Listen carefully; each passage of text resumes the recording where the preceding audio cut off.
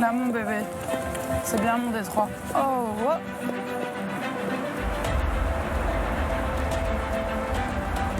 C'est super agréable à cette heure-ci. On a la fraîcheur du matin là et en même temps on a ce soleil qui vient nous réchauffer les joues. Le cheval fait partie intégrante du paysage de la région. Ah bah exactement, c'est vrai que la Normandie, l'icône, hein. c'est le pays du cheval, hein, complètement. On a toujours un sol qui est extraordinaire pour eux, avec la mer qui monte et qui descend. Donc pour l'entraînement, c'est génial.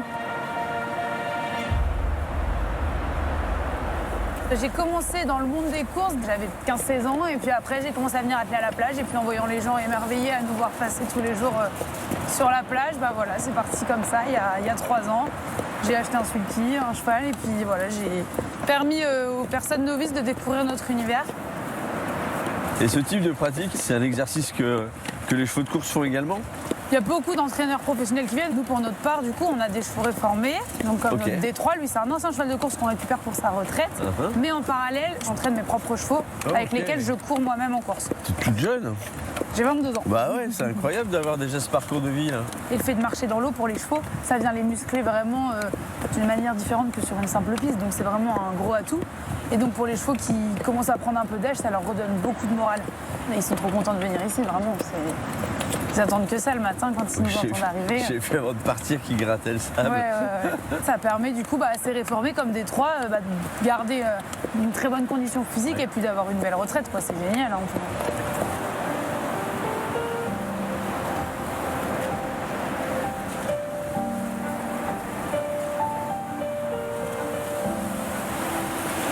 et là, donc, tu vois, le fait de marcher dans l'eau avec les chevaux, c'est super bon. Détroit, là, je le laisserai faire, il partirait nager, il adore. Ah oui? Ouais.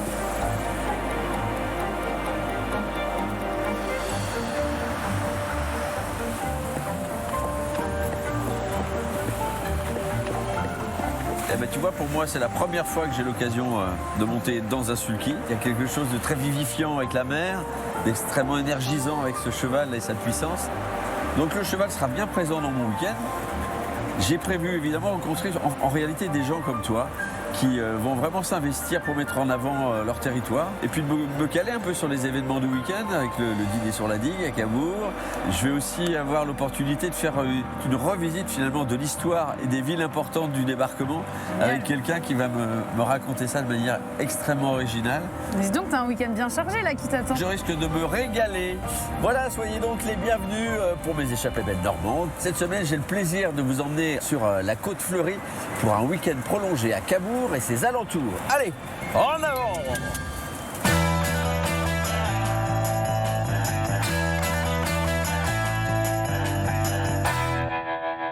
Bon, je te coupe la tête et je t'enlève les poyaux.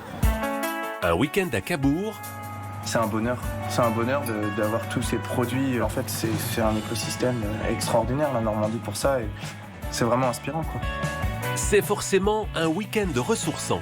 Les gens adorent quand ils sont en vacances de pouvoir vivre un peu avec les gens du coin et du coup, en récoltant des haricots, en récoltant des fraises, on se raconte un peu nos vies, quoi. L'idée, c'est vraiment de valoriser les produits des fermes, donc les produits laitiers, les légumes, et donc on essaie de les magnifier. Un week-end pour voyager dans le temps. On est vraiment immergé dans l'époque là. C'est ça. C'est marrant parce que là, je vois, il y a 2-3 bateaux au large. Si je vois 44, tu en avais à peu près un millier. Aujourd'hui, c'est la journée du dîner sur la digue. Entre 6 000 à 7 000 personnes cette année. Et communier avec les éléments. Le fait de pouvoir barrer nous-mêmes, pouvoir manœuvrer le bateau, on est déjà un petit peu fiers. C'est une sensation de liberté quand même. Pour Jérôme Pitorin, c'est un cheval qui a fait des courses de trot. Il a gagné presque 450 000 € de gains en courses de trot. Il a gagné à Vincennes. Ah ouais, c'est un champion. le week-end ne fait que commencer. Bon, j'ai pas gagné grand-chose, mais bon. T'auras passé un beau moment. Exactement. Bienvenue à Cabourg. J'adore ce son. J'ai cru qu'on m'avait appelé.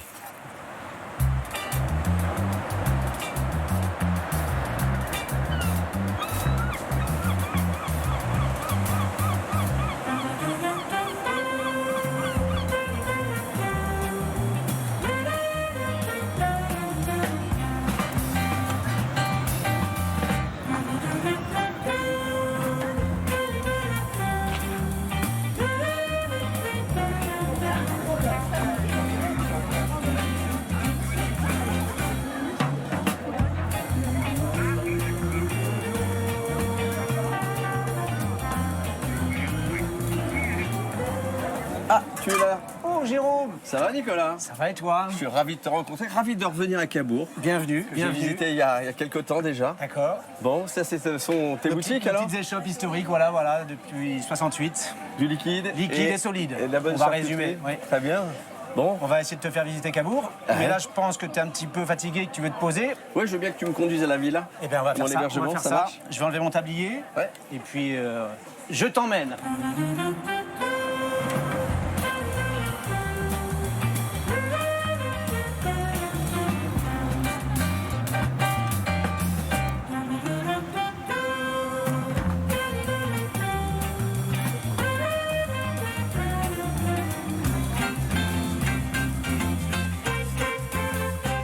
Fleuri, hein, une belle petite terrasse. Majestueux, hein?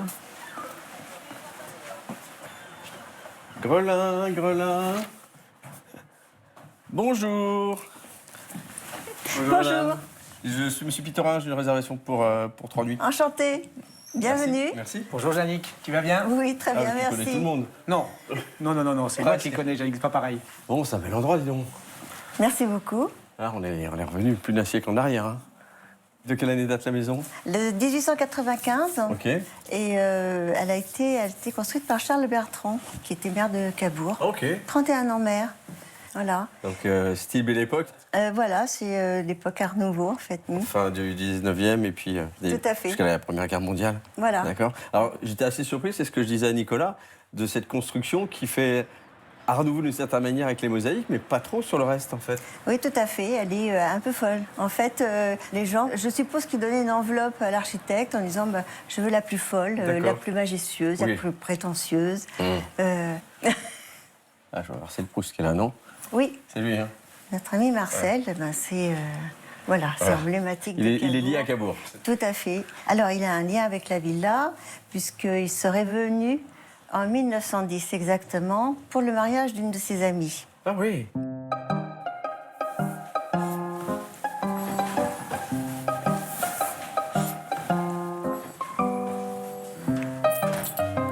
Alors ça, c'est la chambre Balbec.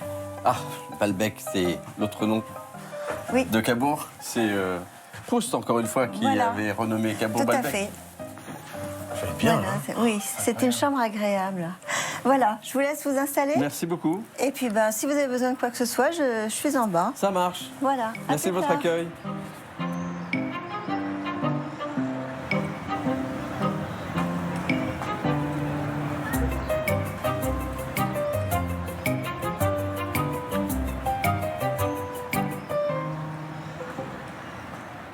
Il y a quand même une architecture absolument magnifique dans cette ville. Ah, t'as vu là les épis de fêtage là? Le fameux épi de fêtage, et oui. À Cabourg, t'en as quelques-uns. Ah ouais, il y en a plein, regarde. Il y en a partout. Ouais, parce que le fêtage, finalement, c'est la ligne qui rejoint les deux pans du toit. D'une toiture, oui. Et là, ils sont agrémentés par... c'est des animaux. Il y a de tout. Là, tu as une cigogne. Un peu plus loin, je crois qu'il y a un perroquet. C'est ornemental, en tout cas, ça vient ajouter un petit peu à la richesse des lieux.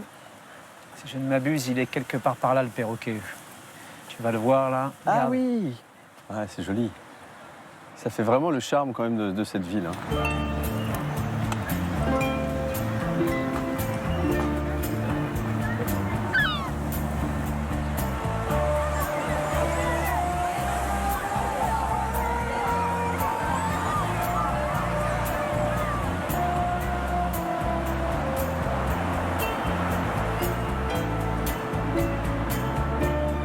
Elle est incroyable, cette promenade. Hein.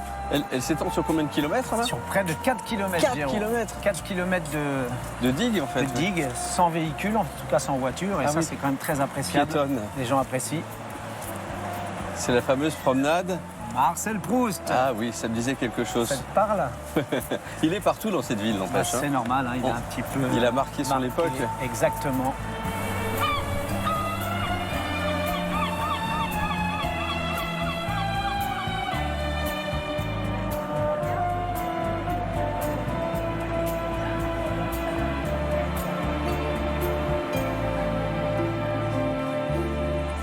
Coq de Cabourg, bonjour. Et salut Eric. Et bonjour. Il y en a des choses. Tu nous amènes des visiteurs. Jérôme. Bonjour, enchanté. Bonjour Jérôme. Il y a beaucoup de choses qui sont pas très bonnes pour moi ici. Hein. Ah ouais, mais il y en a une que tu peux pas éviter. Ah bon? Les fameuses coques de Cabourg. C'est un bonbon chocolat, C'est une confiserie qui est un trompe-l'œil. C'est fait par un chocolatier normand, qui est lui-même pêcheur de coques. Donc il sait faire une coque. C'est moulé sur des vraies coques. D'accord, c'est moulé dans une coque de coque, quoi. Un moule fait à partir de coques et ça donne des coques, voilà. Tu vois, t'es à Cabourg, tu vois les coques qui se reflètent à l'endroit où on les pêche. Oh, c'est pensé ça. Hein. Voilà. De la recherche. Il y a de la recherche. Et quand tu vas mettre la coque dans ta bouche, pour avoir la pleine expérience, tu la mets en entier et tu vas avoir une succession de sensations. La coque qui croque, du fondant et du croustillant, parce qu'il y a toujours du sable dans les coques. L'argumentaire est bien préparé. Et la recommandation, c'est que quand tu dégustes, tu fermes les yeux et tu te concentres sur ce qui se passe dans la bouche. Alors, je t'en prie. Je goûte ça. Et je t'en prie. Et moi, je suis une gueule. Et je vous surveille. Ferme les yeux. Hein. Fermez les yeux. C'est le moment ou jamais.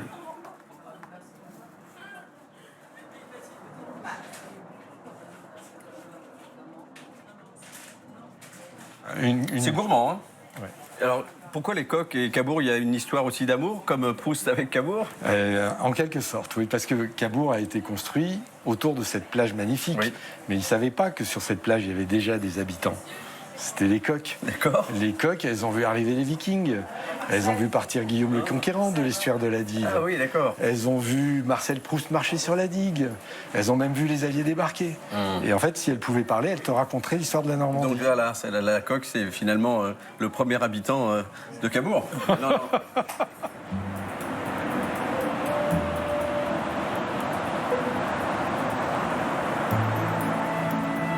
Bon, l'équipe est prête.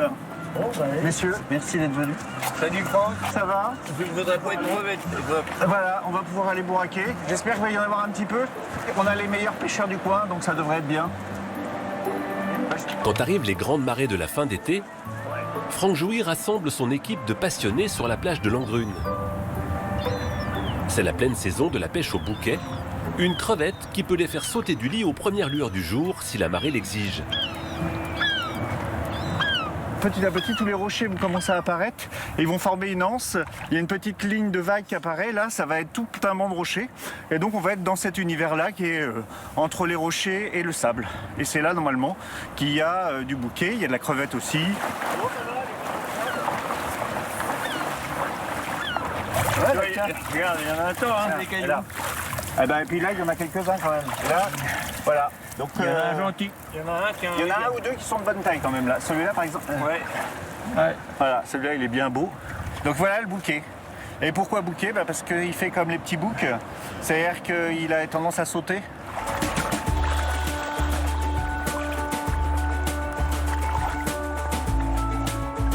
Quand on est jeune, on est initié par ses parents et ses grands-parents à aller à la pêche. On soulève d'abord des cailloux pour les crabes, puis après on commence à pêcher un peu de crevettes avec un petit filet, et puis petit à petit on vient pêcher le bouquet avec tout le monde. Quand les pêches sont belles, le soir tout le monde met le bouquet ensemble et puis on mange tous le bouquet ensemble.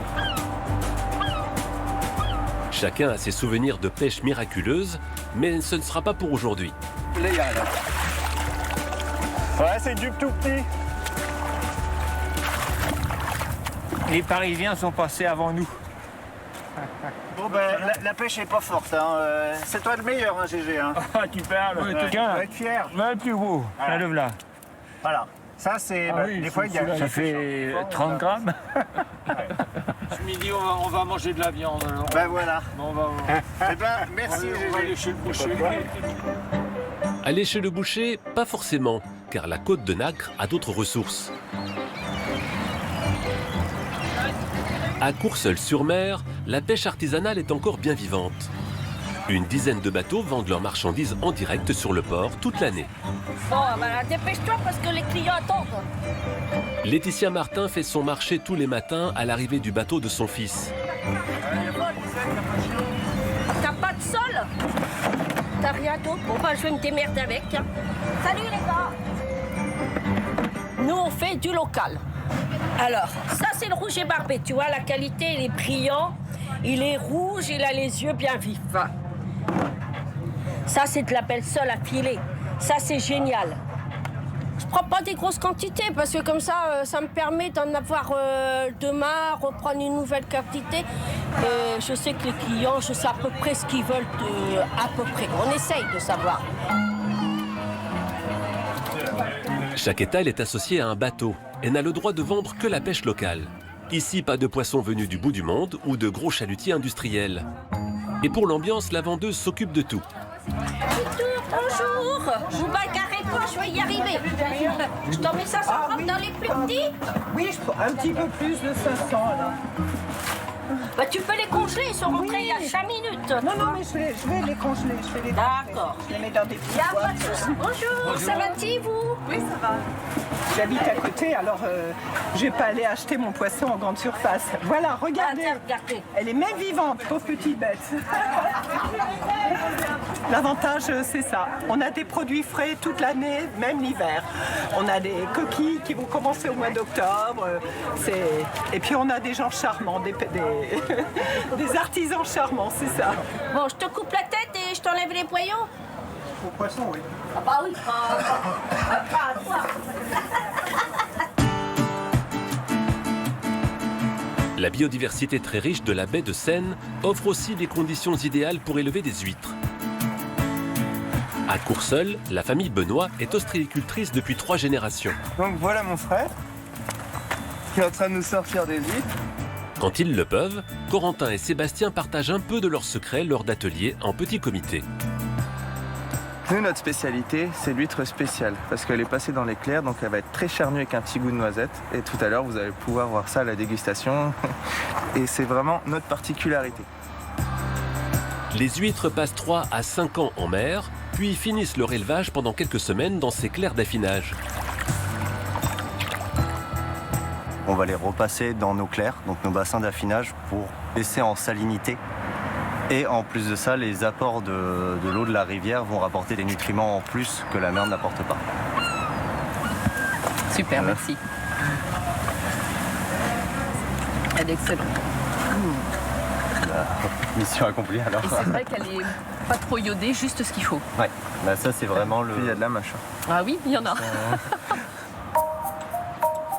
Mais le savoir-faire de Sébastien se trouve dans la cuisine de son restaurant où il sublime les produits de son frère.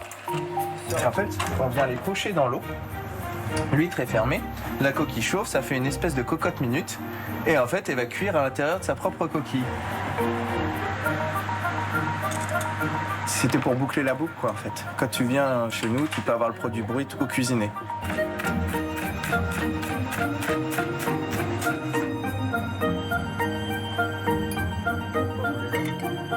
C'est un bonheur. C'est un bonheur d'avoir tous ces produits à l'année. Et en fait, on file des saisons. On va passer de la Saint-Jacques. Quand c'est l'été, au mulet. On va aller au bar. On va aller voir les poissons plats l'hiver, les turbos, les sols. En fait, c'est un écosystème extraordinaire, la Normandie, pour ça. Et c'est vraiment inspirant, quoi.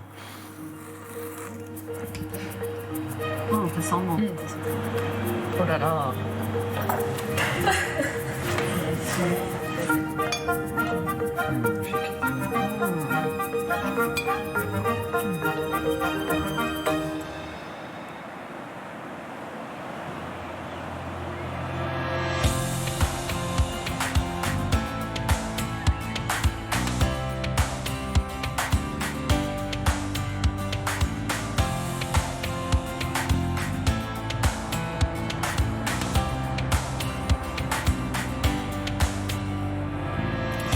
On commence à voir quelques vergers là. Ah bah là, on est en plein dedans. On est sur la route du cidre en fait. Très bien. Sur la route du cidre, le cœur du pays d'Auge. On va chez un de mes amis producteurs. Ok, donc il produit tout ce qui est dérivé de pommes en fait. Absolument, absolument. Allez, viens mémère. Allez mémère. Allez, viens mémère.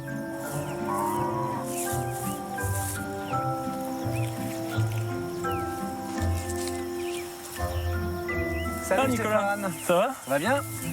Bien Jérôme. Bonjour Jérôme. Enchanté Stéphane. Enchanté. Tu es bien entouré là, dis donc. Bah oui. Je venais voir justement s'ils n'avaient pas trop de pommes à manger parce qu'on a beaucoup de pommes cassées. Ok.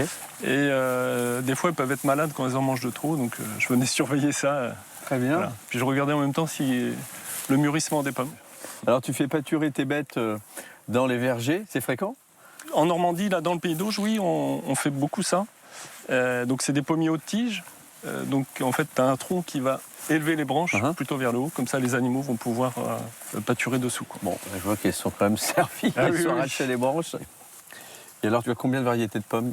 Et donc nous, on travaille avec 25 variétés environ, qui sont des variétés pour faire du cidre AOP Pays d'Auge, du pommeau aussi, puis bien sûr du calvados.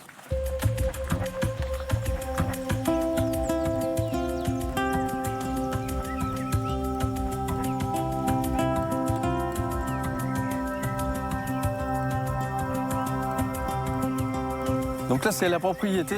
Elle est magnifique, cette bâtisse-là. Oui, donc c'est le manoir que mon grand-père a reconstruit à partir de 1945.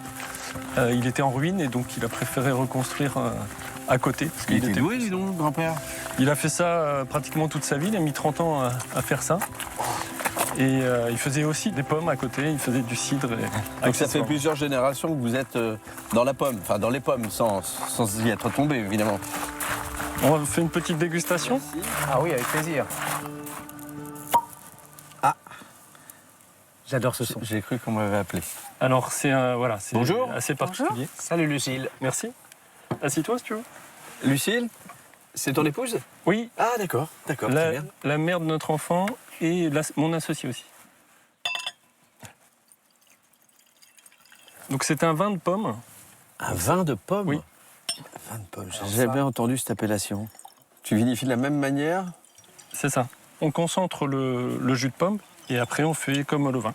Donc on a 7 mois de fût de chêne. Du coup on a un potentiel de 11 degrés d'alcool pour arriver comme un vin de pomme.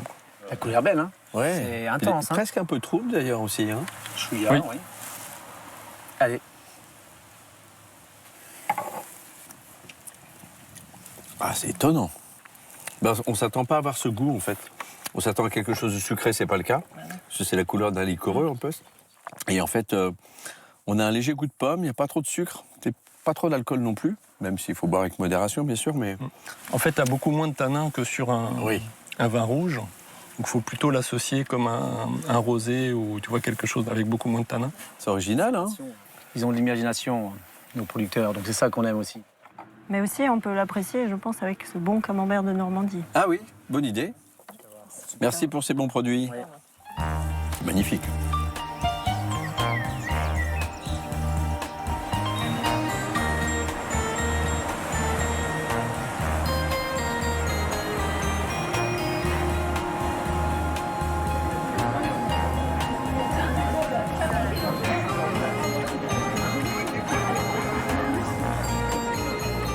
C'est ton entre ça. Et voilà.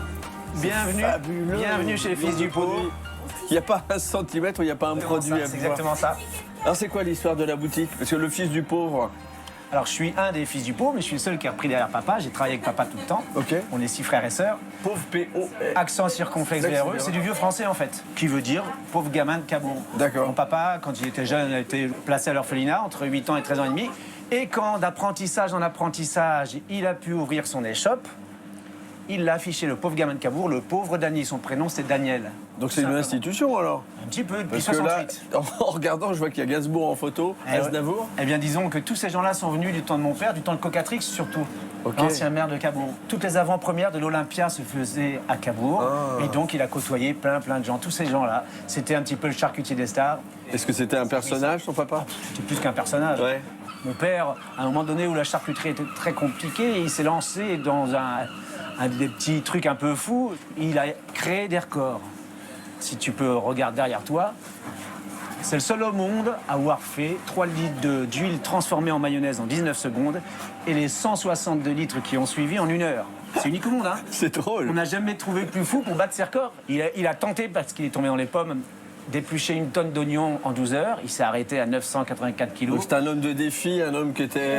Il avait besoin de reconnaissance. Son enfance malheureuse, il avait besoin de montrer aux gens qu'il savait faire. Qu'il n'était pas plus con qu'un autre. C'est beau. Voilà, donc voilà. quel est le ton de la journée? Ça va être quoi ici? Alors aujourd'hui, c'est la journée du dîner sur la digue. Ah oui, le fameux dîner sur la digue. J'ai entendu parler de ça, ouais. Entre 6 000 à 7 000 personnes cette année, et des tables tout le long de cette fameuse digue. Et les gens viennent avec leur petit repas, et nous, on concocte un petit panier repas, tout simplement. D'accord.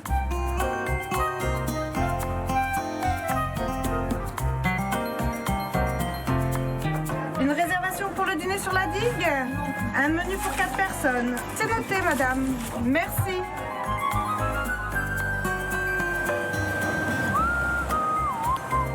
Alors Jérôme, ce soir, il y a un très bel événement.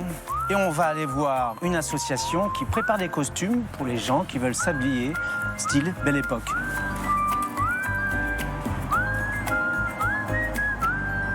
Toc, toc, toc, bonjour, mesdames. Bonjour. Oh là, vous êtes affairés, là. Bonjour. Alors, expliquez-moi un petit peu quel est l'historique de cette association. Alors l'historique, c'est Monsieur le maire qui souhaitait qu'il y ait un atelier à Cabourg pour costumer un maximum de personnes lors de la journée Belle Époque. Donc il y a une belle émulation de la part des Cabourgais, et voilà. Donc vous préparez des costumes qu'on peut louer pour ces événements comme le dîner ce soir par exemple. Exactement. Ah, ouais. ouais. Oui. Donc ce qui est chouette en plus, c'est qu'il y a plusieurs générations. Il y a une jeune génération qui est là, Oui, il y a n'est-ce pas Très assidu. Très assidue. Vous faites partie de l'association depuis combien de temps? Depuis les débuts. Depuis le début, d'accord. Et comment vous êtes retrouvés ici? Mais je me suis vite intéressée à la couture, donc on m'a appris et... Et ça vous plaît? Oui. Ah, c'est bien.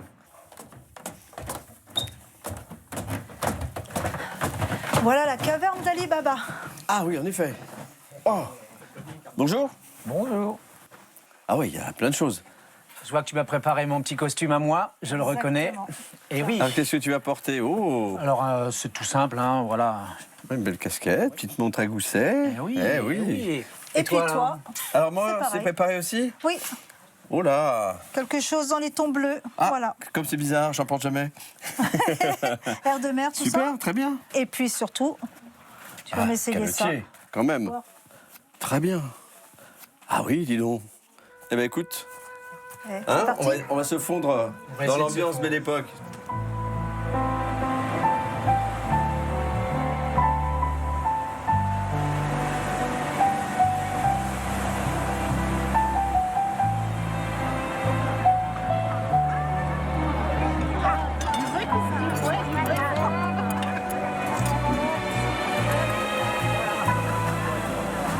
Tu es absolument magnifique. Merci Jérôme, t'es pas mal non plus. Hein. Oh, et je porte pas très bien le costume, c'est Bah, pas ton et truc, moi mais- donc. Mais en tout cas, il faut faire honneur à cet événement parce que je vois les centaines, voire les milliers de T'as vu personnes. le Je sais- monde Combien de personnes? Plus de 6 000 personnes cette année. Ils sont attablés? Attablés seulement, voilà, bon ceux qui sont attablés sans compter tous ceux qui passent bien sûr. D'accord. Alors la première édition, c'était il y a combien de Il y temps? a une vingtaine d'années et au départ c'était rien du tout, c'était 300 personnes. Ouais. C'était vraiment le village qui se réunissait, Ouais. c'était surtout les Cabourgais. Et là, c'est devenu Et un puis, événement. C'est devenu l'événement incontournable de Cabourg. ouais.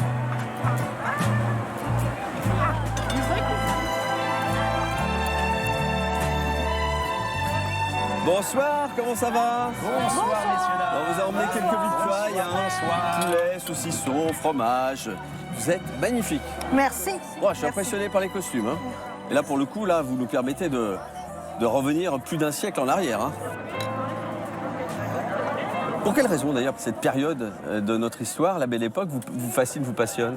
L'élégance. L'élégance. L'élégance, Ouais. ouais. Et même les personnes qui travaillaient, les ouvriers, avaient toujours un petit foulard, quelque chose. Enfin, c'était toujours D'accord. très élégant. Quelles que soient les Donc, classes sociales, en fait, il y avait exactement. toujours un petit signe pour Ouais. porter bien, comme on dit. Et là, on voit pas, mais il y a les corsets, il y a... Oui, il y a les corsets, évidemment. Et non, c'est toujours très chouette. Il y a des gens, si je peux me permettre, qui se déplacent de très loin. Hein. Moi, je sais qu'il y a des gens qui sont venus de pays étrangers. J'ai vu des gens d'une élégance extrême, c'était impressionnant. Et ils étaient anglais, américains. Les Américains adorent ça. Ils aiment beaucoup Cabourg. Bon, ouais, mais j'ai envie de lever mon verre à vous toutes et tous, à cet événement qui nous réunit, à ce moment très convivial et et très agréable en fait. Je vous félicite pour ces magnifiques tenues qui me font voyager dans le temps et apprécier aussi l'événement. Merci pour ces chouettes moments avec vous. Merci à vous. Merci.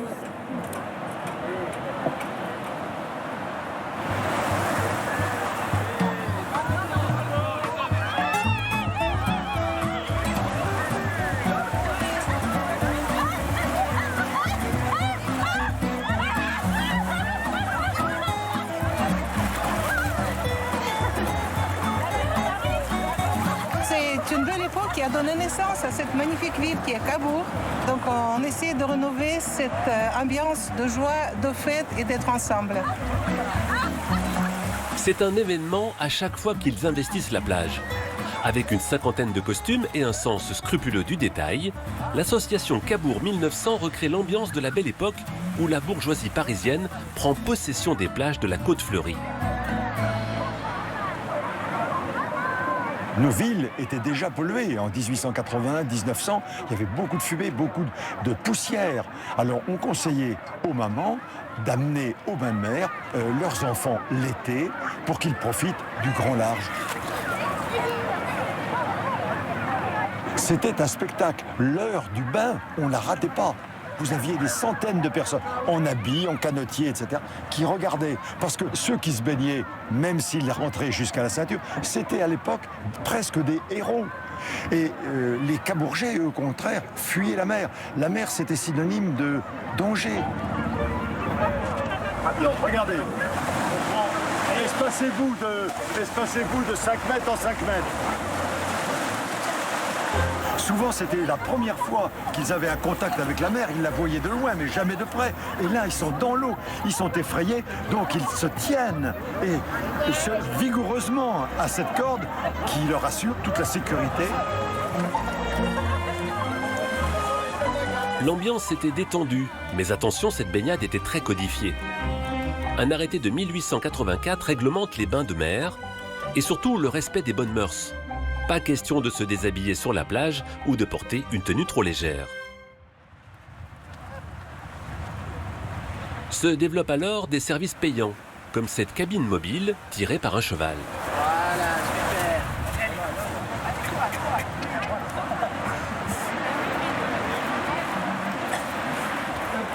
super. Alors les dames de l'époque n'arrivaient pas en maillot de bain. Elles devaient arriver sur la plage, passer par la cabine, qui allait jusqu'à l'eau, où elles se changeaient pour mettre leur maillot et descendre discrètement dans l'eau.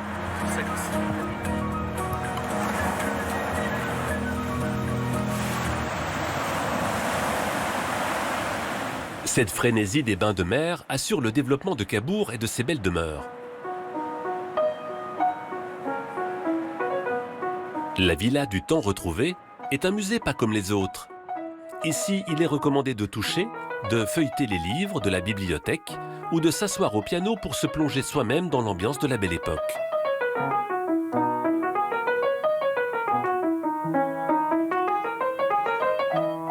Très rapidement, dans la seconde moitié du 19e siècle et surtout pendant la Belle Époque, les stations balnéaires sont aussi tout simplement de lieux des rendez-vous mondains. Et donc on vient ici aussi pour passer des temps entre amis et des temps d'échange avec toute cette société en fait qui gravite des villes l'hiver aux stations balnéaires l'été.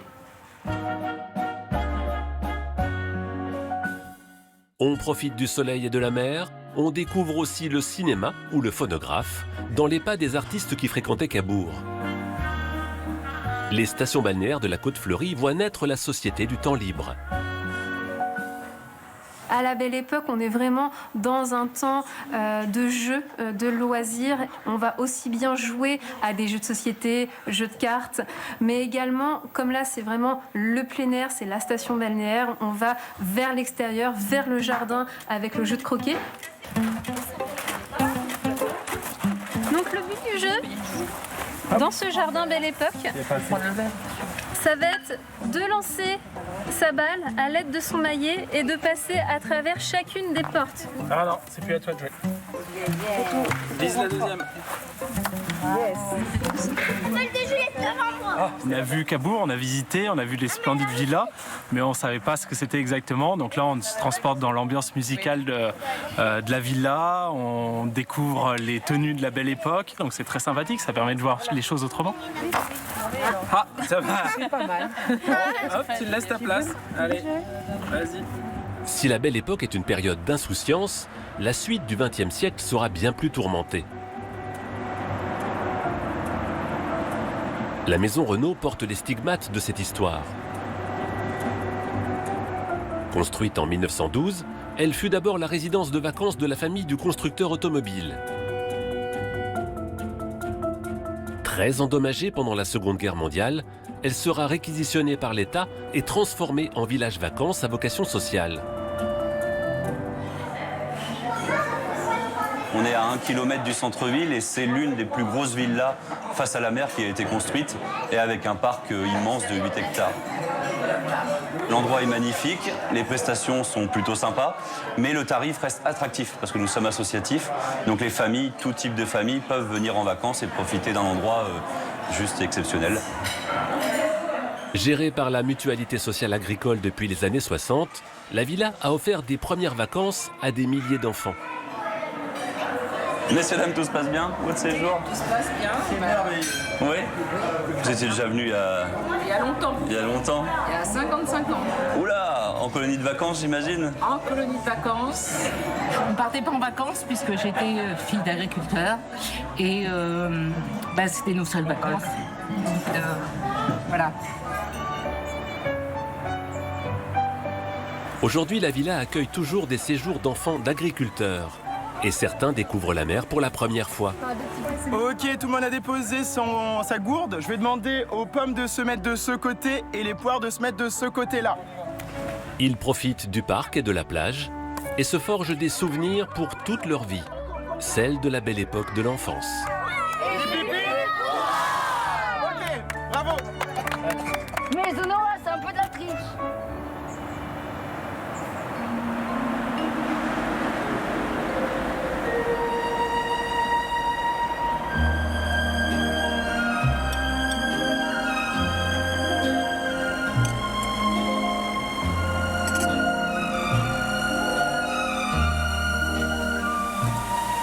Et voici le petit café. Merci Jannick, c'est adorable. Qu'est-ce qu'on est bien là? Oui. Hein, on est accueillis par Un le peu de soleil. sur la terrasse avec ce décor magnifique. C'est vraiment un endroit privilégié. Hein. Ah oui, on a beaucoup de chance. Ouais. C'est une maison un peu magique. Ouais, c'est une maison atypique en plus, Oui. je trouve, Oui, par oui. rapport aux autres. Et puis qu'il y a une belle âme. Enfin, moi, c'est la sensation que j'ai eue quand je suis entrée. Je me suis dit, c'est celle-là. J'ai envie de dire, si on fait un 360 degrés sur cette place, c'est celle qui va attirer l'œil, je trouve. Eh oui, elle est différente avec ses colonnes en granit. Comment tu expliques que depuis cette période de la belle époque, hein, c'est une ville qui a toujours été prisée par les artistes? Alors déjà la proximité de Paris, ce qui est quand même plus facile. Oui, à l'époque, le train venait ici, c'est vrai. Voilà. Et puis c'est une station balnéaire qui est quand même très agréable, avec un grand hôtel qui est quand même sublime. C'est sans doute une ville propice à écrire, à créer. Tout est paisible. Pour la petite anecdote, l'une de ces maisons qui se trouve en face abritait le modèle qui a servi à peindre l'origine du monde De Gustave Courbet? de Gustave Courbet. Elle ne se déplaçait pas en petite tenue d'ici sur sa terrasse quand même. Je n'étais pas là pour voir. Ouais.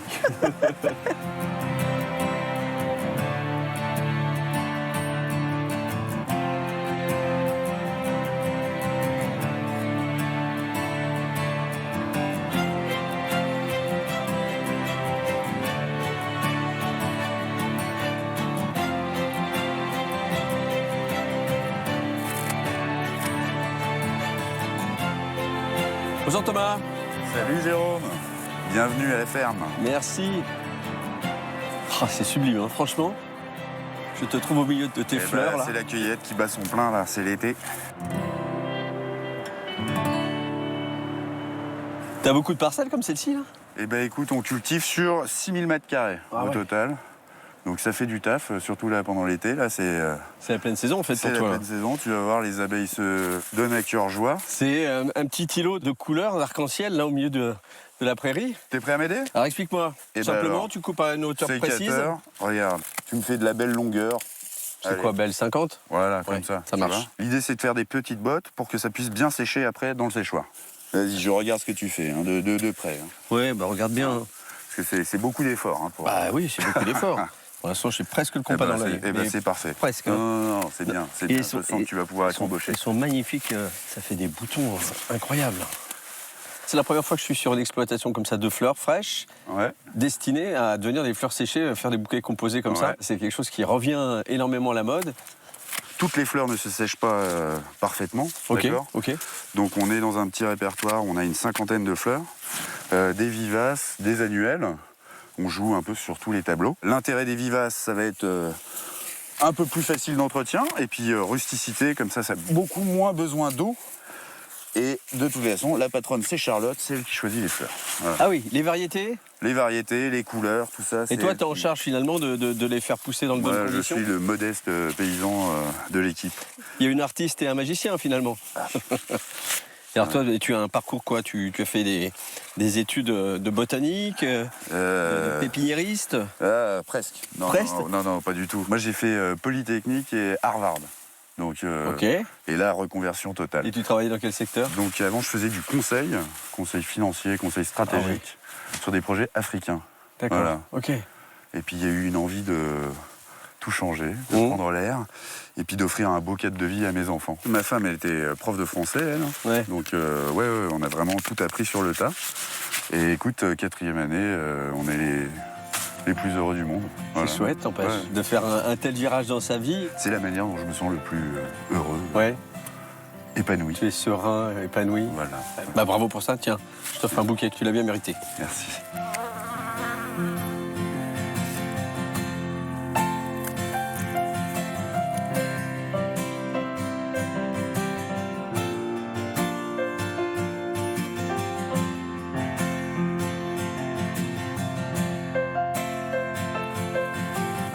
Bonjour Jérôme. Ah, Charlotte. Enchantée. Ben, ravi de te rencontrer. Salut les loulous. Comment tu te prénommes? Artémis. Artémis. Bon, dis donc. Nos deux enfants, on fait pas que des fleurs. Magnifique. On discutait un petit peu de votre parcours avec Thomas. Effectivement, quand on a compris qu'il allait pas retourner dans un bureau, il s'agissait de savoir ce qu'on allait cultiver. Et donc les fleurs séchées, ça a été comme une évidence. Hein. Moi, j'adorais ça, je trouvais ça très beau. Ok. Et donc on s'est lancé là-dedans. Donc je vais t'emmener au séchoir à fleurs. J'ai un mariage à préparer. Ah oui. Donc je vais te montrer comment procéder. Ça marche. Tu vas voir. Je ficelle ma dernière botte et je te rejoins.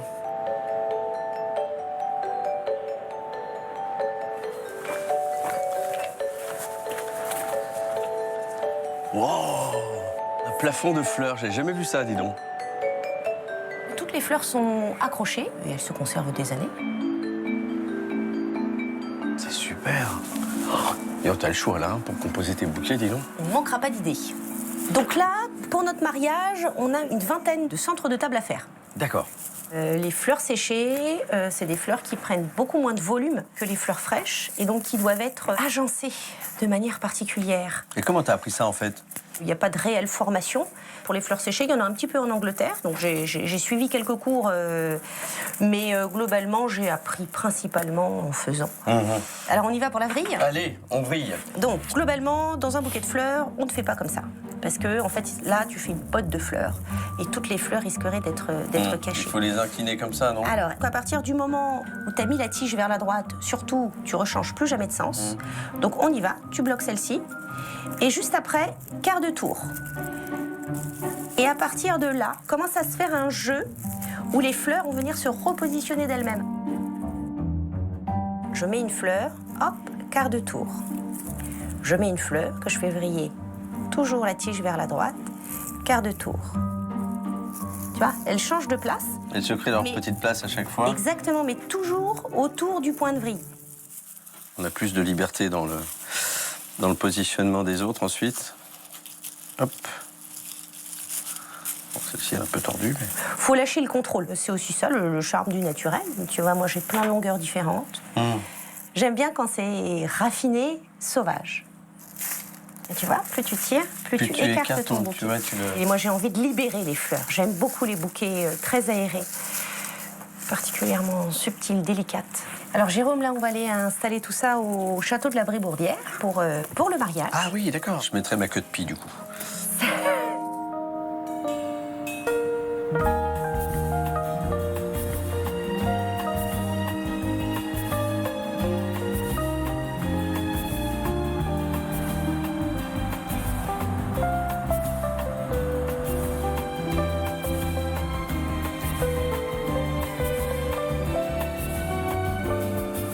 Oh, c'est chouette ici. Hein. Alors là, on va installer les compositions pour le cocktail. Ah oui, d'accord, c'est ici le cocktail.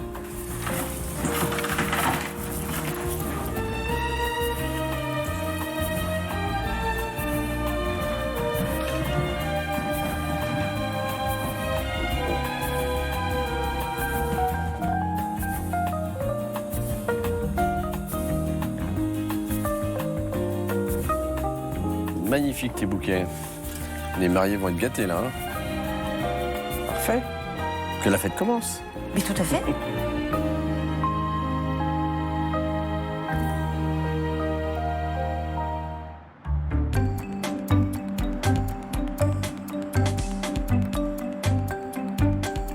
Des fois, il faut lever un peu là pour voir ce qui se passe dessous, quoi. Ah, d'accord. C'est pour ça, sûr, oui. Ça, c'est le minimum. Je veux dire, en longueur, ça, c'est le minimum, mais comme il commence à faire un peu de grain, pour moi, il faut que ça soit cueilli. Jour de récolte dans cette ferme aux alentours de Bayeux et des plages du débarquement. Mais ce matin, certaines petites mains sont des touristes de passage. Et vous habitez où, Berthe Près d'Amsterdam. Près d'Amsterdam. L'été, Guillaume ouvre volontiers sa ferme aux curieux qui veulent comprendre ce qu'ils mangent. T'as toujours ton grand jardin, toi, Odile? Ouais, toujours. L'année dernière, les limaces et tout, là, ils nous ont tout bouffé. Et cette année, la conséquence après les limaces, c'est les taupes. Ah ouais? Ils viennent une demi-heure, une heure, et puis ils discutent, puis après ils repartent faire leur journée, quoi. Et les gens adorent quand ils sont en vacances de pouvoir vivre un peu avec les gens du coin. Et du coup, en récoltant des haricots, en récoltant des fraises, on se raconte un peu nos vies, quoi. C'est chouette. Sur moins de 3 hectares, le jardin de demain cultive plus de 200 variétés de légumes et de fruits en agriculture biologique. Pour les jardiniers amateurs, ce moment de récolte est aussi l'occasion de grappiller quelques précieux petits conseils. Comment tu fais pour faire pousser tes aubergines? Moi, celle de mon jardin, j'en ai une sur mon pied, c'est tout. C'est quoi ton secret? En gros, on arrose une bonne fois au début, et après pendant 3 semaines, un mois, on n'y touche plus, quoi. Parce qu'en gros, l'eau, elle va descendre au fur et à mesure que tu arrêtes d'arroser. Ouais. Et les racines, elles vont aller les chercher au fur et à mesure. Ok, bon, je pense que je vais changer les choses l'année prochaine. J'ai l'impression qu'il sait tout, que c'est la Bible. C'est toujours passionnant de discuter avec lui. Donc tu te mets comme ça, tu essaies de bien tout regrouper et tu coupes juste au-dessus du collet. Okay. Après, quand il n'y a rien comme ça, tu peux le laisser sur le sol, ça va donner à manger au ver de terre. Oui. Il a son permis couteau scout, alors il a le droit de faire du couteau. Moi, je viens souvent ici parce que je trouve ça sympa de donner un coup de main. Au début, je pensais pas du tout que c'était comme ça, et parce que je pensais que c'était tout simple. En fait, il y a plein de techniques à avoir. On est en maraîchage sur sol vivant, donc on travaille très peu le sol. Il y a 1,5 hectare où j'ai pas labouré, hercé, touché le sol depuis 9 ans. Et ça pousse tous les ans mieux. Donc c'est possible de faire autrement. On arrive à recréer de l'emploi dans les territoires et faire de la nourriture qui a du sens et qui a du goût. Cette agriculture vertueuse demande beaucoup de main-d'œuvre.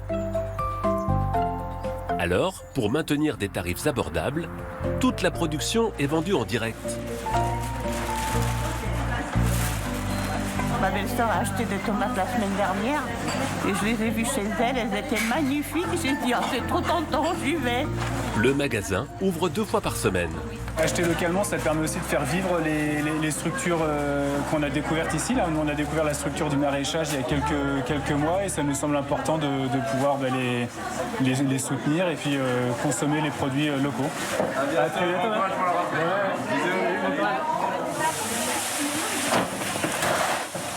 Et on essaye d'amener les gens à manger des choses qu'ils ne trouveraient pas dans le commerce par ailleurs. Là, on a par exemple des mini concombres.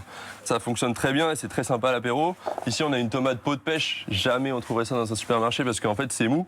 Donc, incapable d'être transporté dans un camion. Mais par contre, ici, en direct, les gens, le goût, ça met tout le monde d'accord.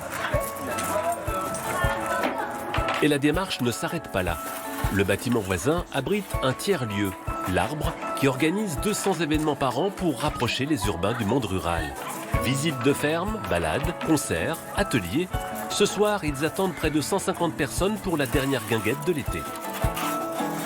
Les guinguettes, on fait ça à peu près 4-5 fois par été, tous les 15 jours. Et le menu change. L'idée, c'est vraiment de valoriser les produits des fermes. Donc les produits laitiers, les légumes, mais aussi les producteurs copains. Donc on a des boulangers, les apiculteurs, des gens qui font la farine. Et donc on essaie de les magnifier.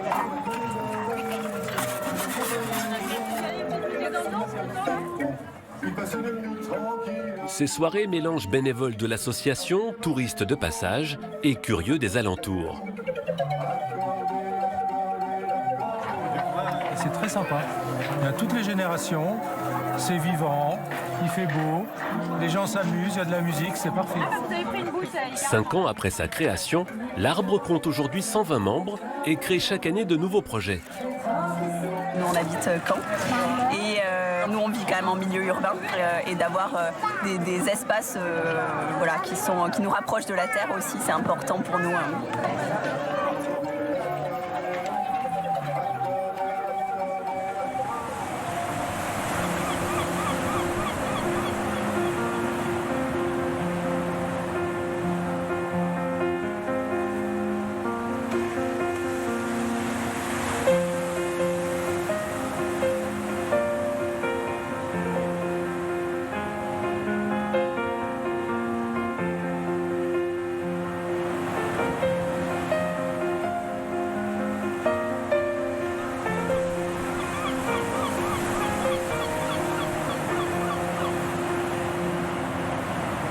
Salut Jérôme.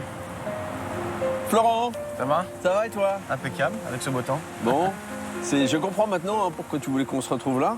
C'est un endroit assez significatif du débarquement. Absolument. On a encore pas mal de blocs de béton, des caissons Phoenix. Caissons Phoenix. Qui faisaient partie du port artificiel d'Aromanches. Puisqu'il fallait bien entendu apporter des munitions, des hommes, des chars. Et en fait, Cherbourg et Le Havre étaient nos deux ports en eau profonde ici en Normandie, mais qui étaient aux mains des Allemands. Donc on a apporté en fait 2 ports artificiels, un sur Omaha Beach et un ici à Aromanches. D'accord. Comment ils ont déplacé ces blocs de béton? C'est des tugboats, petites embarcations. Ils ont traversé la Manche avec et une fois arrivés sur Aromanches, ils les ont fait couler. Pour permettre aux plus gros navires de pouvoir décharger le matériel, les véhicules, des hommes. Il y a eu quand même plus de 2 millions d'hommes qui ont débarqué ici en l'espace de 10 mois. C'est dingue. Ouais. Toi, c'est vraiment une période qui te fascine depuis toujours, Absolument. qui fait qu'aujourd'hui, tu es devenu guide ici et que tu racontes ce débarquement, pas seulement avec les sources historiques qu'on connaît tous, mais parce que c'est ce qui me plaît dans ta démarche. Tu es allé rencontrer des vétérans. Plus d'1 millier. 1 millier de vétérans, donc tu t'es entretenu avec eux et tu as une source d'informations extrêmement précieuse. Il y a des milliers d'heures de vidéos, il y a des milliers de photos et j'ai fait beaucoup de portraits aussi. Déjà, dans un premier temps, moi, c'était de les remercier pour ce qu'ils avaient fait. Ouais. Et après, je me suis dit, dans 10, 20 ans, 30 ans, en fait, les jeunes générations, elles ne vont pas pouvoir découvrir ces histoires. Donc, je vais les enregistrer pour pouvoir les partager aux générations futures.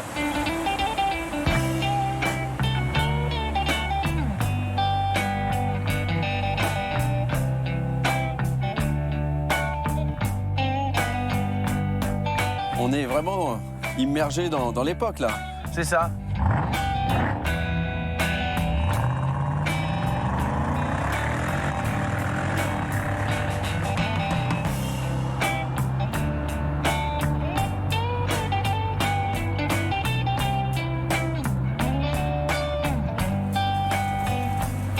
L'essuie-glace, c'est manuel, tu vois. Et puis, il n'y a pas de clignotant, donc il faut utiliser les mains. Donc, des fois, je vais peut-être avoir besoin de toi. Pas de problème. Gauche-droite. Je suis mobile. C'est ça.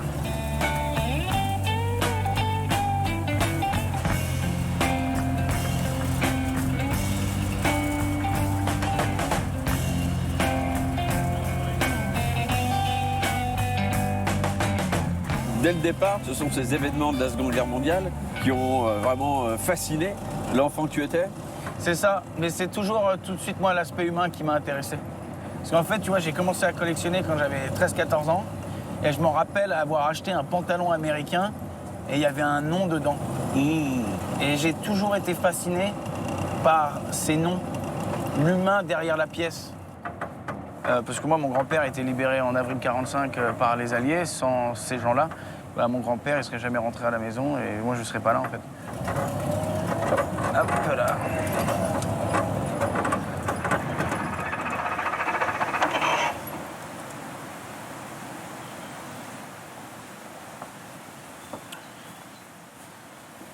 Voilà un portrait que j'aimerais te présenter. Léonard Gindra. Et donc c'est un des derniers vétérans du 6 juin 1944, mais qui lui a connu de gros combats donc dans le bocage. Ici voilà, dans le bocage normand, derrière Omaha Beach. Et ensuite, il a été blessé, lui, à côté de Vire. Donc c'est des combats qui sont moins connus, mais qui sont très importants. Et ça montre aussi que les troupes américaines se sont enlisés dans le bocage après avoir débarqué sur Omaha, chose dont ils n'étaient pas préparés en fait. Et on peut le voir aujourd'hui autour de nous. Il peut y avoir des tireurs embusqués tout autour, il peut y avoir des mitrailleuses, tu vois pas en fait. Certains vétérans appellent le bocage normand la jungle française.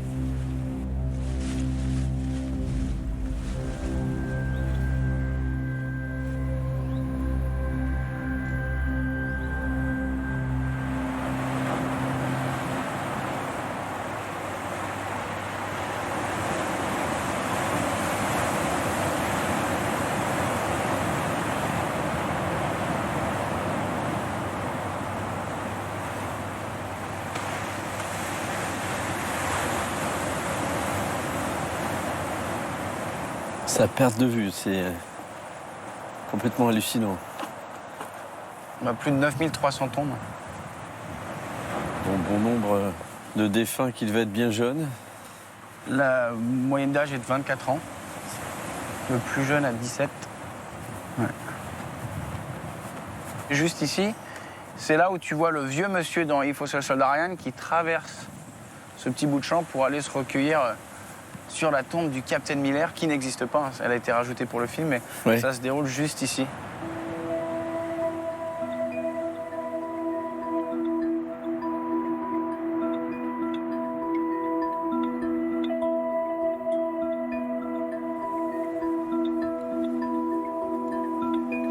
Edouard Morozevich, première division. Il était infirmier de combat.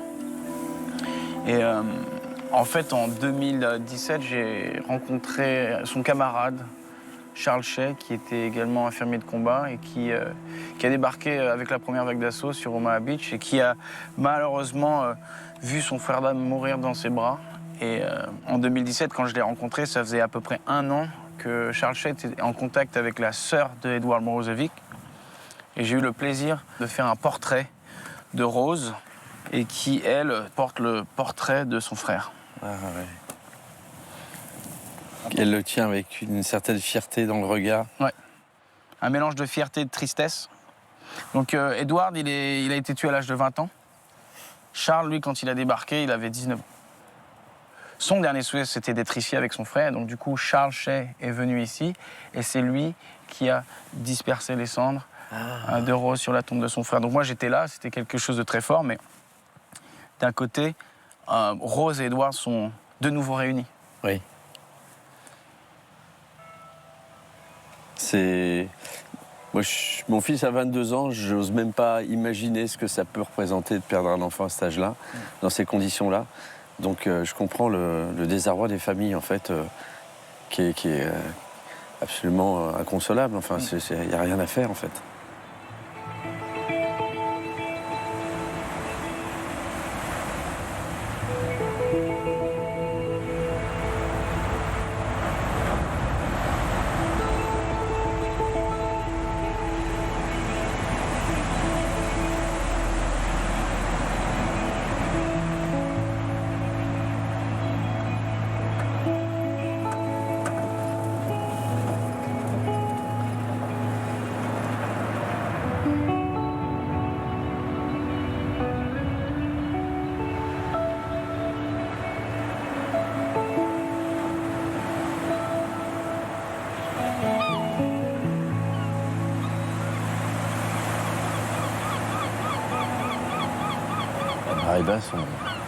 On prend la mesure là, de l'immensité qu'il a fallu traverser pour rejoindre la Terre. Enfin, je veux dire, entre 300 et 400 mètres de plage à traverser sous le feu ennemi.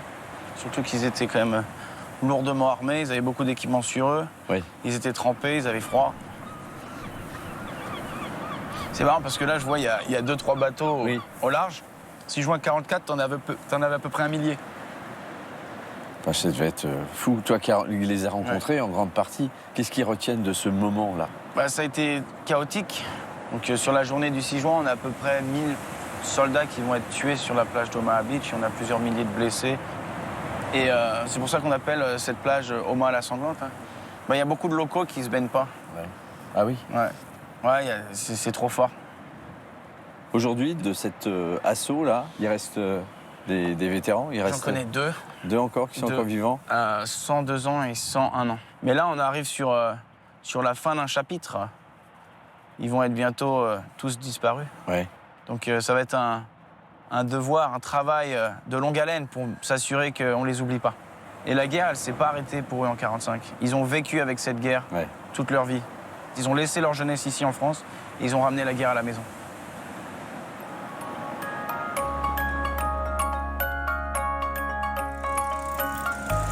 Salut. Tu m'as attendu? Oui.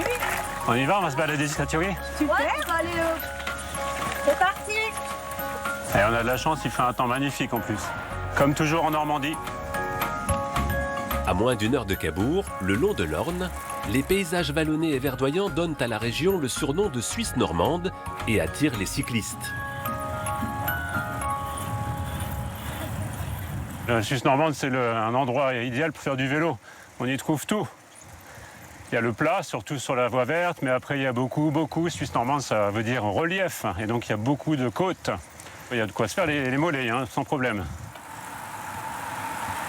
Mais pour prendre un bon bol d'air sans trop de difficultés, les familles privilégient les premiers kilomètres de la Vélo Francette, un itinéraire aménagé qui relie Ouistreham à La Rochelle.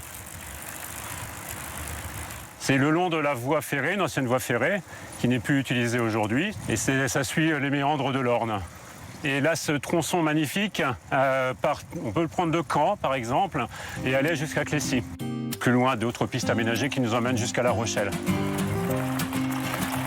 Et tout au long du parcours, la Vélo Francette regorge d'hébergements adaptés pour les cyclistes, qu'ils s'engagent pour un long périple ou pour une petite escapade à quelques kilomètres de chez eux. Le réconfort après l'effort, du coup. Un autre.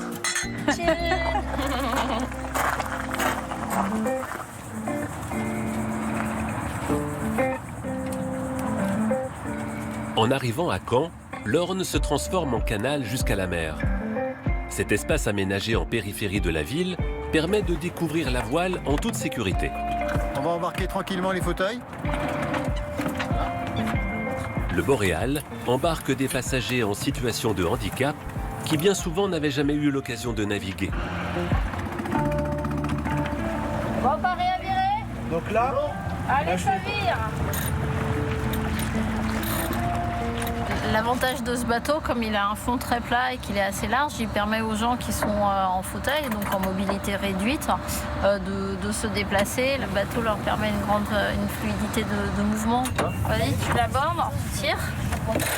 Voilà. Tu vois les penons là, les petites, les peaux noirs, là, les petits bouts de laine. Ouais.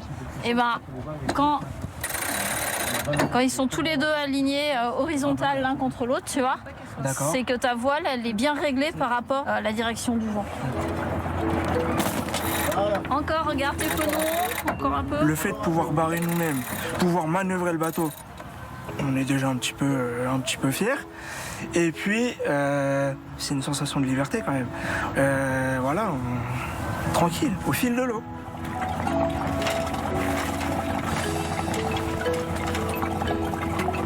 En 10 valides, si vous voulez, on se retrouve ensemble sur le bateau. Et on peut régater avec des équipages mixtes en 10 valides, par exemple.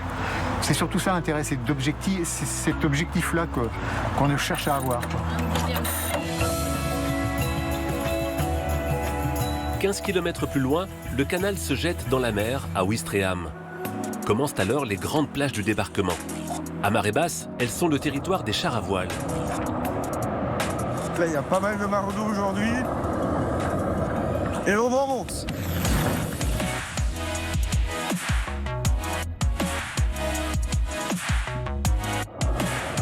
Ok, on va se faire une pointe.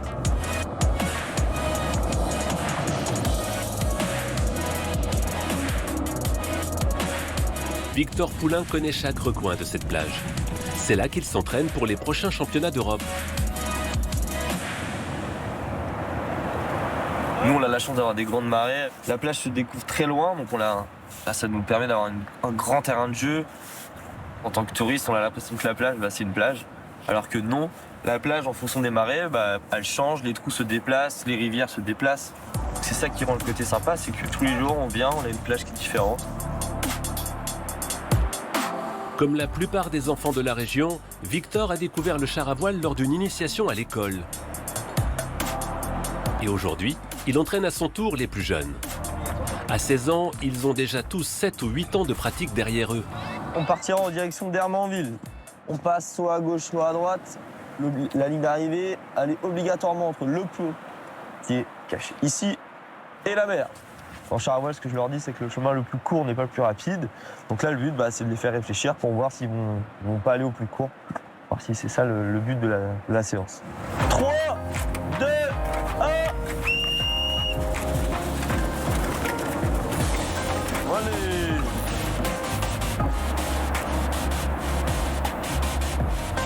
Ouais, le flot.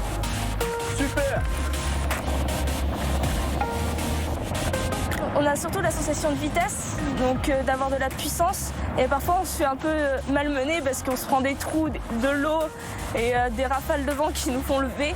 Et du coup, à ce moment-là, on a l'impression que le vent est vraiment maître de ce qui se passe et d'essayer de dompter quelque chose de beaucoup plus grand.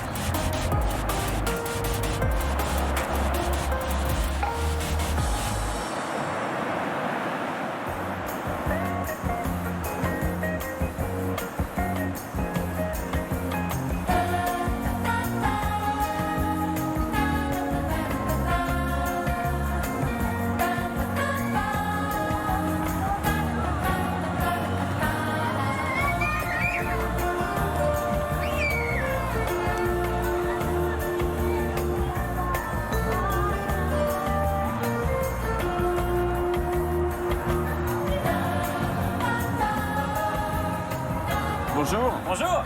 Cabine 242. C'est ici. Jérôme. Enchanté. Je viens de la part de Nicolas. Ah, bah Nicolas. Bonjour. Nicolas du Fils du Port. Nicolas Charrier. Il m'a parlé de votre cabine en me disant que c'était la cabine la plus connue de Cabourg. De Cabourg, voire de France. Ah oui, carrément, rien que ça. Alors moi, pour la cabine la plus connue de France, je m'attendais à quelque chose d'un peu plus tape à l'œil. Petite par la taille, Ouais. grande par l'histoire. Il s'est passé pas mal de choses ici. C'est vrai? Il y a des gens marrants qui sont venus faire des choses. C'est une cabine assez créative, on va Qui dire. a du vécu alors. Qui a du vécu, exactement. Est-ce que tu veux un peu de cidre? Bien, avec plaisir. Eh ben alors, je vais à la cuisine. Ne tombe pas dans l'escalier. Fais attention. Et alors, ici, il y a une tradition. Dès qu'on a un invité, on sort le tapis rouge, évidemment. Ah oui, rien que ça. Ça fait penser au festival. Et c'est de un Cabourg. tapis rouge du festival du film de Cabourg. Très C'est le bien. vrai tapis rouge. Vous savez recevoir en tout cas. Et récemment, on a transposé cette cabine un peu plus loin devant le Grand Hôtel pour le festival du film de Cabourg. Et on a fait une cabine de projection. Donc on a diffusé des bandes annonces avec les acteurs qui faisaient partie La cabine était l'écran. La cabine était l'écran, exactement. Ah, on avait d'accord. mis un petit rétroprojecteur qui projetait sur la cabine à l'intérieur. Dis donc. Donc c'est un endroit où on peut organiser des choses un peu décalées. Plus c'est décalé, plus c'est insolite, plus c'est surprenant, plus je suis fan. C'est quoi l'objectif final? De faire parler de Cabourg, de faire parler de cet endroit où tu es né. Je crois que tu es cabourgeois, c'est ça? C'est ça. En fait, ça a fait tellement rire les gens. Ouais. Quand je vois Antoine Decaune qui s'amuse ici, je me dis, bon, bah, le pari, il est gagné. Donc ça fait de la com rigolote pour la ville. Moi, ça me fait rire et ça fait rire les gens qui suivent les aventures de cette cabine. Bon, c'est très sympa. Merci Avec pour votre plaisir. accueil. Quelle est Très la sympa. suite? Tu vas où après? Je vais faire un peu de cheval et aller à l'hippodrome pour la course, évidemment. Parce que ça fait Évidemment. partie aussi des rendez-vous des immanquables. Ah bah trop bien. Merci, profitez bien de votre cabine. Et je vais la suivre sur les réseaux. Ah, trop bien. Salut. À bientôt, ciao.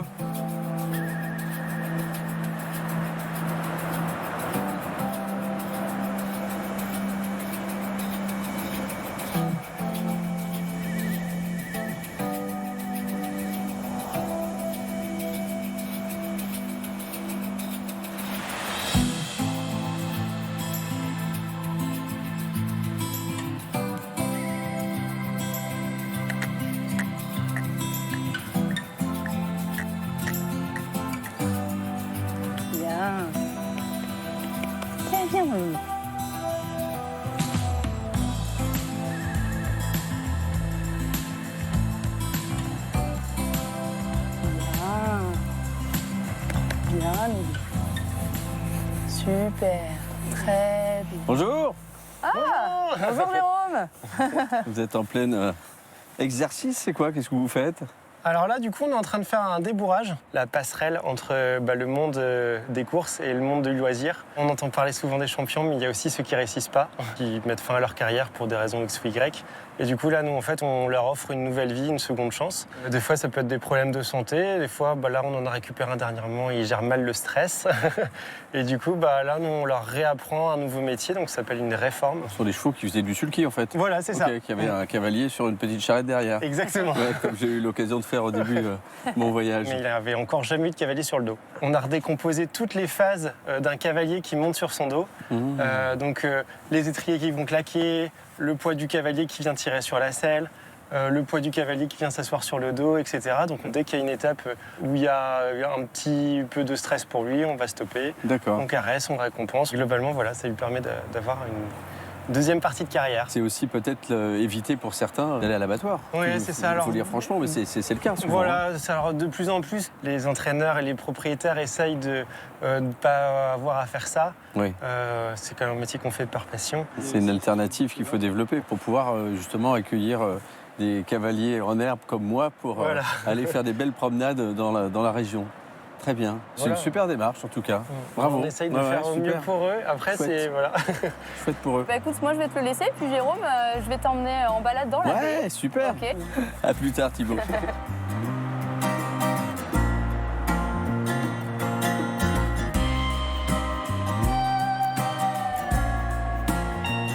Donc tu vois Jérôme, là-bas, on va descendre tout le long de l'estuaire de l'Orne. Donc c'est une réserve qui est classée Natura 2000.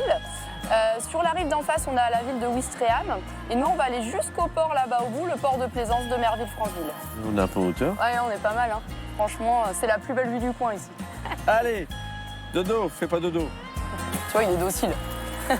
Il est Quand même. dodocile. Il est dodocile.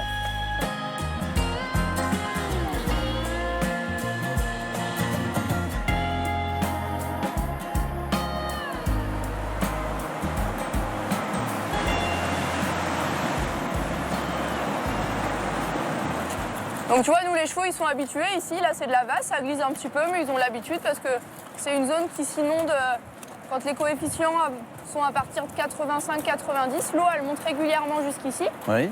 Et tu vois, on peut voir jusqu'où la mer monte parce qu'il y a la laisse de mer qu'on voit sur le côté ou tout le bois mort là qui est là. Ça, c'est la mer qui ramène ça pendant les grands coefficients de marée.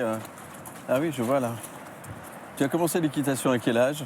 Alors moi, j'ai commencé l'équitation à 3 ans. J'en ai 40 aujourd'hui. Oh, tu devais être un tout petit bouchon sur le cheval. Ah, je montais un petit poney du coup à l'époque.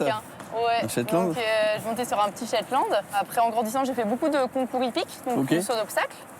Avec d'abord des chevaux de club, et puis après avec le mien, on a acheté notre cheval avec Thibaut.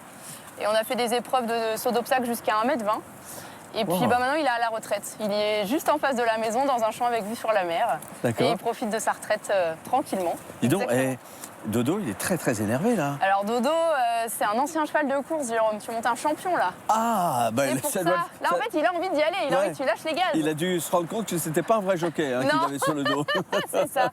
Donc là, c'est pour ça. Il a envie d'y aller. Il a envie de marcher un peu plus vite que ce qu'on lui autorise. D'accord. Donc c'est un cheval qui a fait des courses de trot. Il a gagné presque 450 000 € de gains en course de trot. Il a gagné à Vincennes. Ah ouais, c'est un champion. Donc là, ouais, tu montes pas n'importe quel cheval. Dis donc, Dodo, fallait prévenir aussi. Je serais adapté. Mais maintenant, voilà, il a une deuxième vie chez nous. On lui a offert une deuxième vie après une blessure, voilà. Et du coup, maintenant, il est au crin de la baie et il fait plaisir aux clients.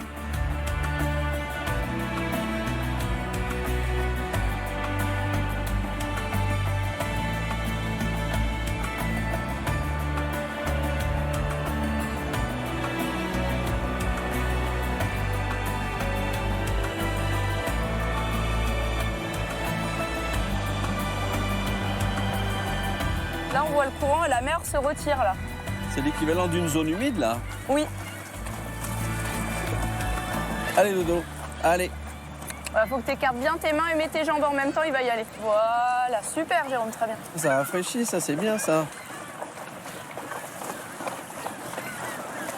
C'est la minute Thalasso, quoi. Exactement. Je ralentis un petit peu pour que ça soit plus facile pour eux. Les trotteurs, ils viennent souvent sur la plage pour faire la récupération comme ça, pour les tendons, c'est génial pour eux. Et tu vois, regarde, ils apprécient. Hein.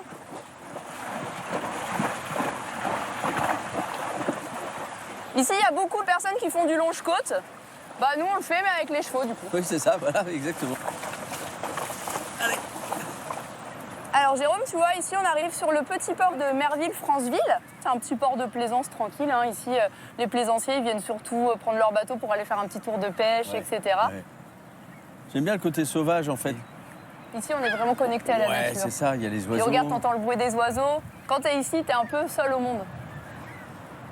Regarde, il est d'accord. Hein, ouais, Dodo, il est d'accord. T'es d'accord, Dodo? Dodo, il aime bien ici. Hein, t'es d'accord? Ah, bah oui, vrai. il est d'accord, bah, bien oui. sûr. Forcément, il est d'accord. Donc on va faire le tour des hôpitaux du jour. On commence par ce secteur-là en soins intensifs et puis on ira voir ceux qui sont hospitalisés dans les différents secteurs par la suite. Petit tour des box dans cet hôpital pour chevaux flambant neuf. Normandie Equine Vallée rassemble toutes les activités d'enseignement et de recherche de l'école vétérinaire de Maison-Alfort pour la filière équine. Ce qui est en fait un pôle d'excellence en France et même dans le monde. Pour les étudiants, la zone où se trouvent les tubulures, mais centrale, c'est là qu'était la plaie. Il faudra que vous compariez avec les photos avant l'intervention. En Normandie, c'est quand même un secteur en France où il y a énormément de chevaux et d'élevage. Et donc, on est un peu sur la terre-mère des chevaux en France. Et c'est un site relativement idéal pour pouvoir voir toutes ces activités. D'ailleurs, elle est d'accord. IRM, scanner, l'hôpital rassemble toutes les techniques de pointe issues de la médecine humaine. Dans une région qui compte une grande concentration de chevaux de compétition, cet outil permet d'accompagner les progrès de la médecine vétérinaire. Historiquement, il y avait des tas de choses qu'on n'était pas capable de faire techniquement. Maintenant, on a évolué de ce point de vue-là et on a parfois des demandes de propriétaires pour pousser des soins très loin. Et quand on dit que vous avez un animal qui est suivi H24, il est réellement suivi H24. Mais ce site ne se contente pas de soigner. Les chercheurs travaillent aussi sur la prévention des troubles locomoteurs du cheval, notamment grâce au travail en piscine.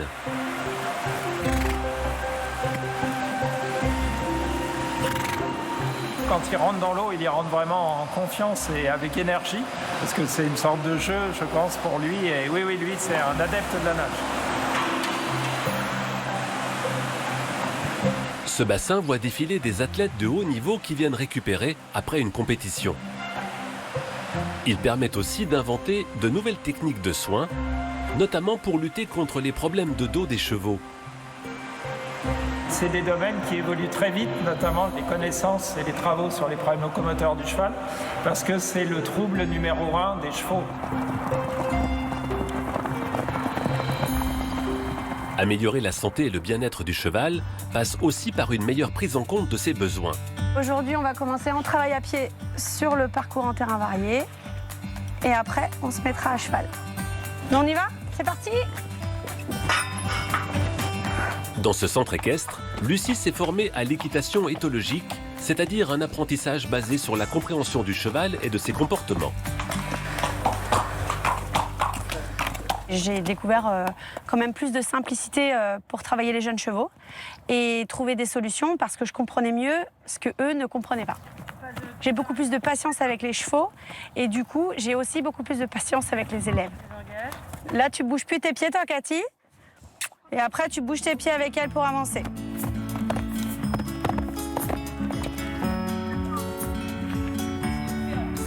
Ici, les chevaux n'ont pas de mort. Les élèves montent à cru et surtout, ils travaillent beaucoup à pied pour créer un lien avec leur monture.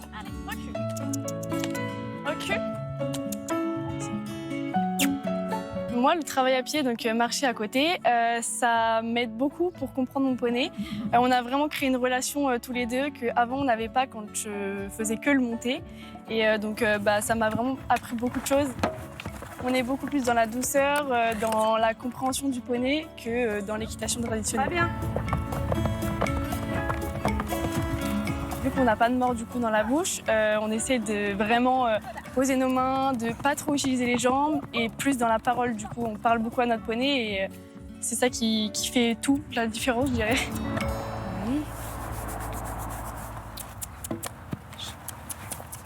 Moi, je me suis rendu compte que je prolonge la carrière de mes chevaux plus longtemps parce que je leur apporte quand même plus de confort dans leur vie de tous les jours.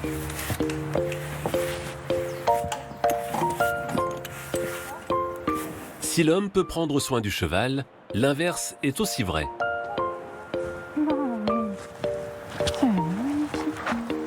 Marie-Lys apaise les angoisses de ses clients en les mettant en contact avec de grands animaux. L'équicoaching, c'est une pratique dite de développement personnel. Donc c'est vraiment quand il y a une recherche de mieux-être.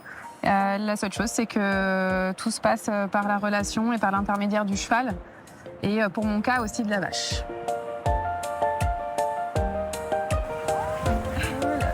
Marie-Lys est la première en France à transposer les méthodes de l'équicoaching sur les bovins. Hey, coucou les loulous! Donc là, vous allez aller faire une rencontre du troupeau avec Charlotte, Simone et Welcome. Donc vous allez vous mettre dos aux vaches comme ça. Vous allez fermer les yeux pendant 2-3 minutes. Et pendant 2-3 minutes, vous allez être juste à l'écoute de la vache avec laquelle vous allez être en connexion.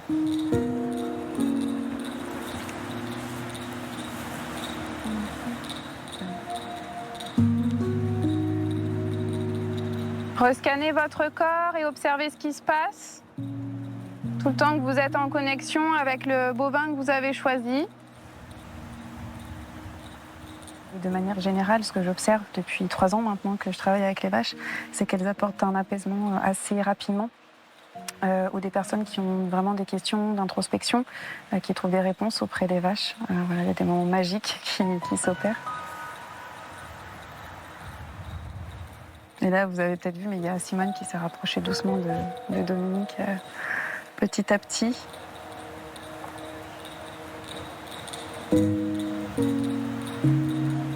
Je me suis retournée et j'ai vu qu'elle s'était approchée et qu'elle me regardait. Et en fait, on s'est regardé, quoi. Et il y avait comme un lien.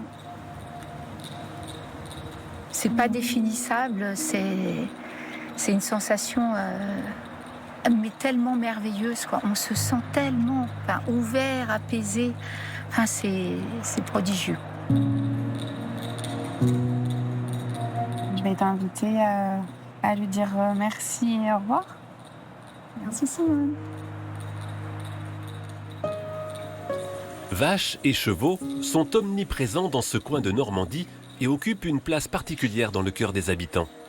Améliorer leur bien-être permet aussi de se sentir mieux.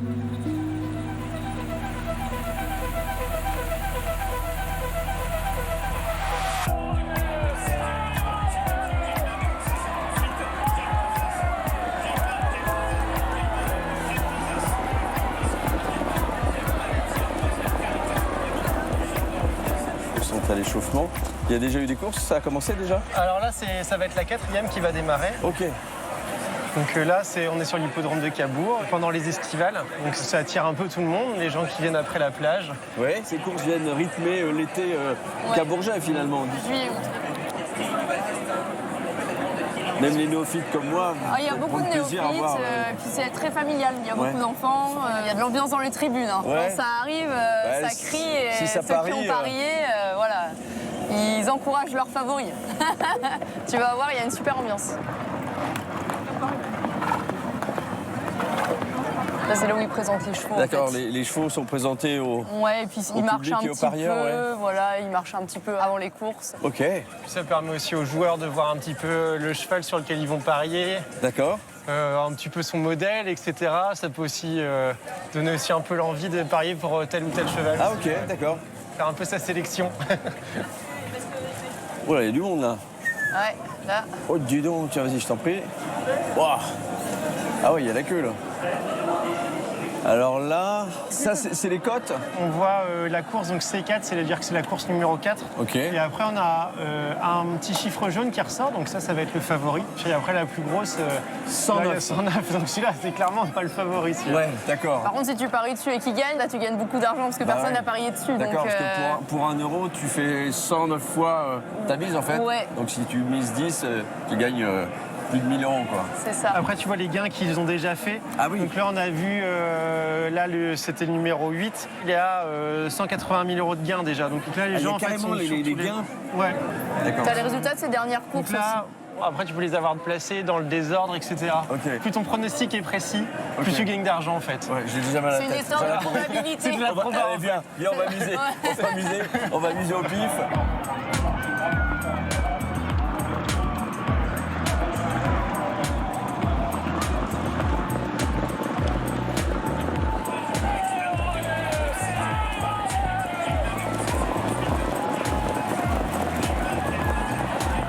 Celui sur lequel on a parié, pour l'instant, il est un peu mieux. Ouais, mais Il va remonter. il est dans le peloton de tête. Regarde, il arrive là.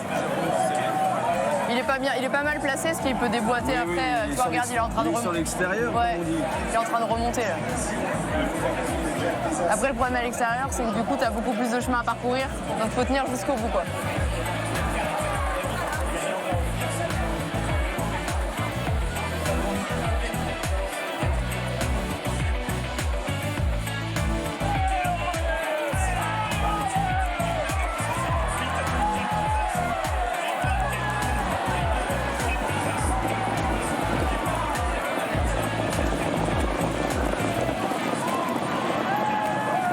Le 8 encore. Hein. T'as eu le 8, le 14. J'ai le 14.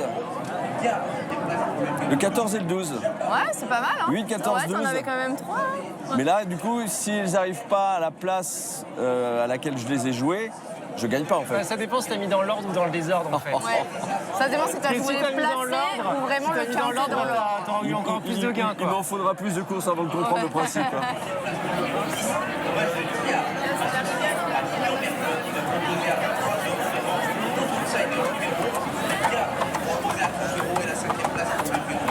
On voit que les chevaux ils se sont donnés. Hein.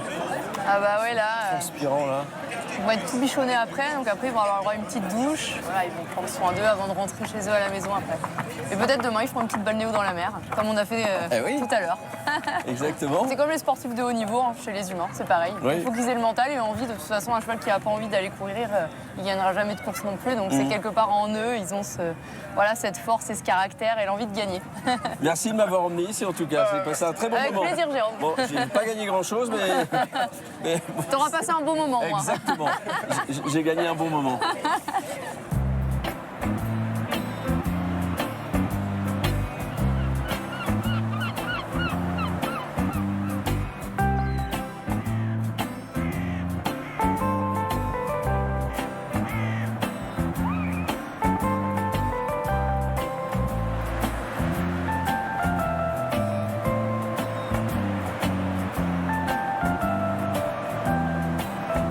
Voilà, mon week-end en Normandie se termine. Cabourg, que l'on surnomme la perle de la Côte Fleurie, porte bien son nom. La beauté de son architecture avec ses maisons à colombage ou encore ses villas Belle Époque lui donne un charme unique.